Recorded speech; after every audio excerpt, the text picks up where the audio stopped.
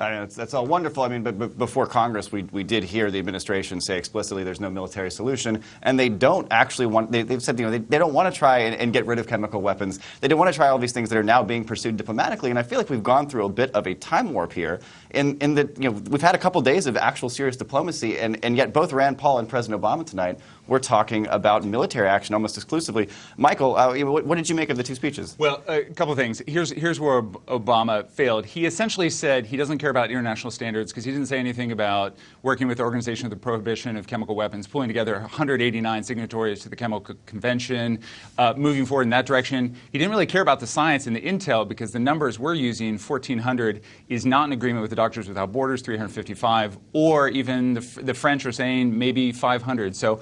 Right, I was using the highest estimate out there. Yeah. So it doesn't care about science, doesn't care about spillover. The idea that we could have a limited strike is an absolute fallacy. It would create more mayhem.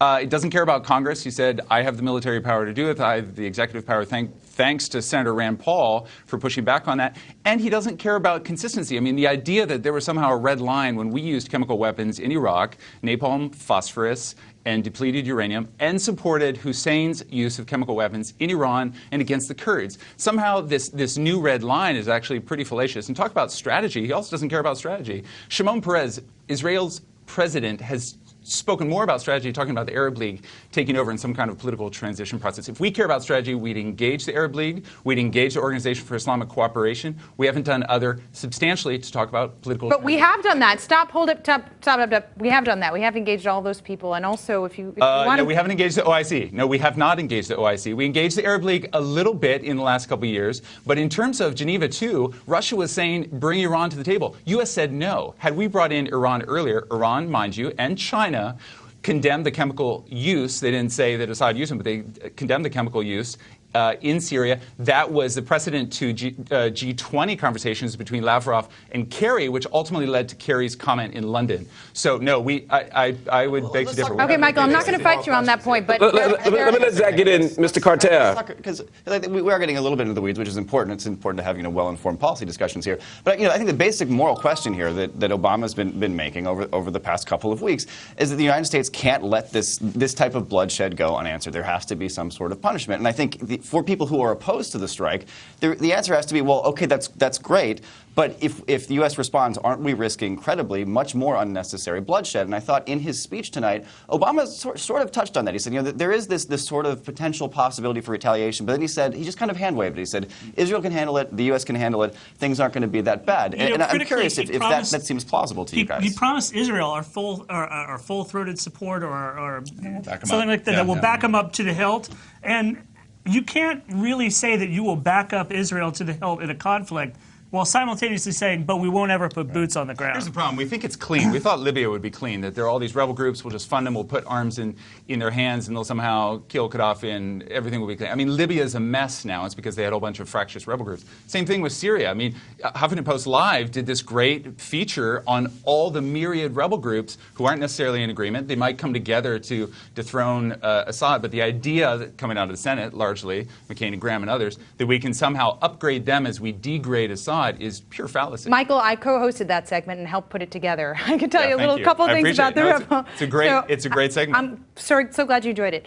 There's a few key points I feel like are missing from the mix here. First of all, the nature of the comparisons we're making sometimes, you have to be really careful. Very different scenarios with Libya than there were with Syria. Very different with Saddam Hussein than there are with the U.S. The red lines, whether they apply here, whether we're being consistent across history and all time, of course we're not. I mean, people want the U.S. to stand up and say, yeah, we used chemical weapons in the past.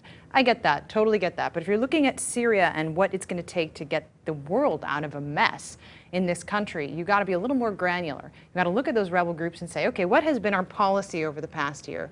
We've been generally hands off. We didn't want to do anything. We didn't want to give anyone consequential levels of guns. We didn't tell the Qataris to stop funding al-Qaeda-linked groups. We just let it be and just kind of hoped it would simmer down. It didn't. And now when you look at the rebels and you say, okay, after all this time, we finally have people that Washington feels comfortable backing. You've got these al-Qaeda groups, but evidence that Syrians themselves do not like these groups. They want them out of the country. And a clear trend line that the longer this goes on in Syria, the worse it is for U.S. interests, the worse it is for security, and definitely the worse it is for the regional ripple effects on Israel, Turkey, Jordan.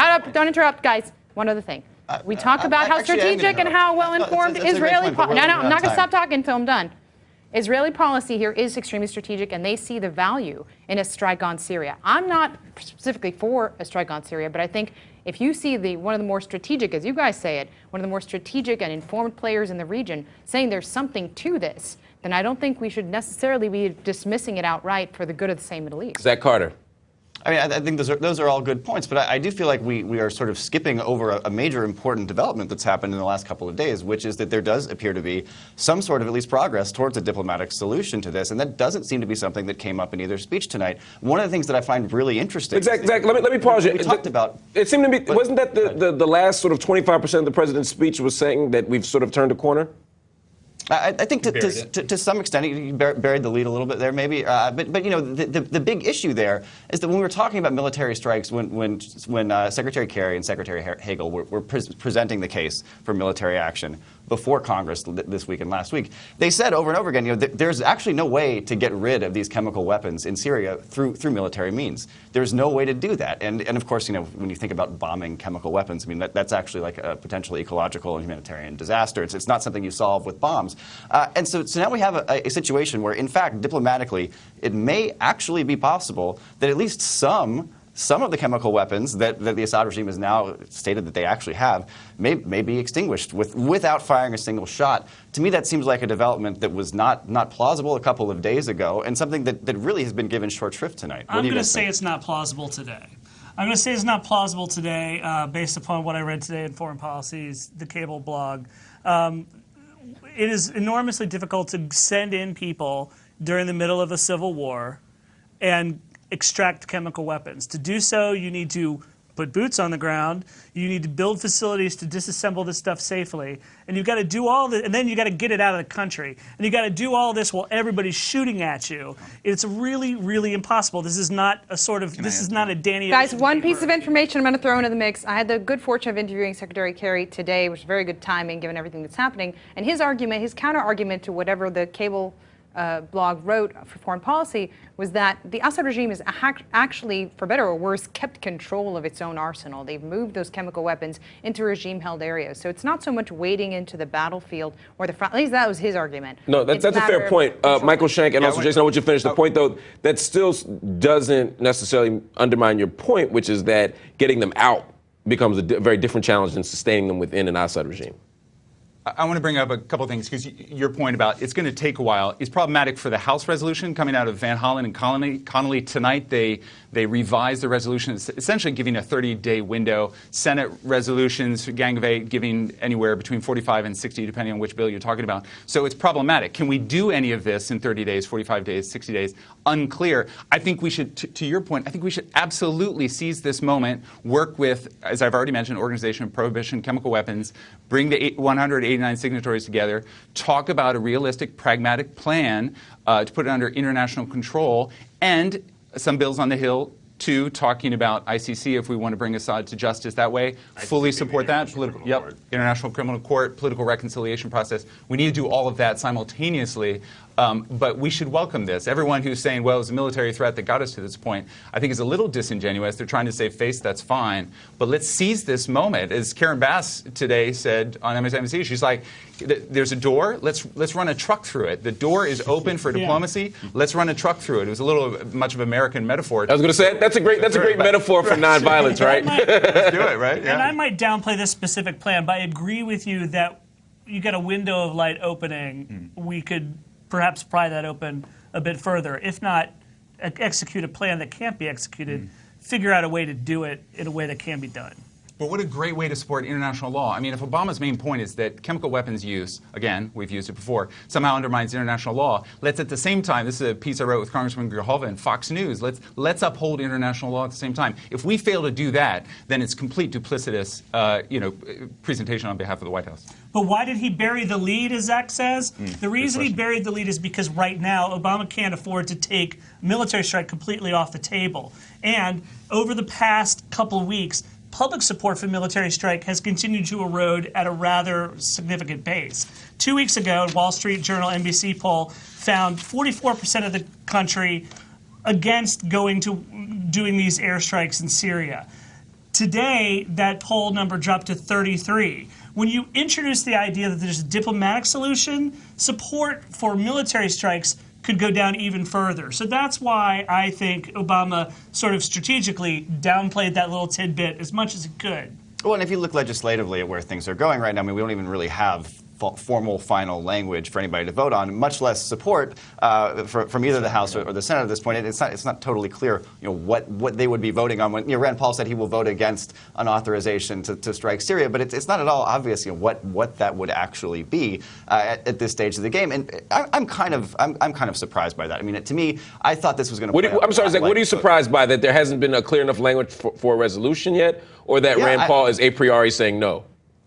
Rand Paul voting no seems like this is clearly. I mean, he's setting the stage for 2016. I don't think that's dramatically surprising. But the fact that the Senate can't even get this together. I mean, Congress reliably, in general, can be relied upon to vote on either subsidizing large corporations or declaring war on other countries. They love war and they love subsidizing big corporations.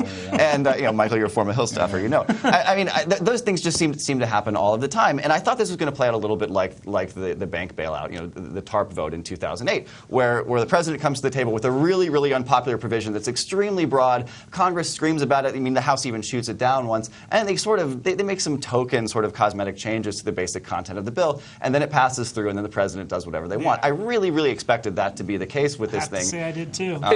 But is it fair to say, guys, and then we have to run, that maybe that would have happened absent the Kerry gaffe / Putin intervention? But it wasn't a gaffe because they were talking about the G20 part of that. Look at Al Monitor's published article on this. Michael. Yeah, right. I mean, it talking predated. about it. No, the fact that we have to rely on Senator Rand Paul for a diplomacy speech. Yeah, I said it's opposite day. Next, the New York Mets are going to win a game. I mean, we have Rand Paul telling us to exercise all diplomatic options before even considering war. It's a remarkable day when that happens. But Zach, Jason, Michael, I want to thank you for weighing in, helping us make sense of all of this. Lara, thank you as well. It's been a blast. Coming up next, more reaction from you, the HuffPost Live community, on President Obama's speech.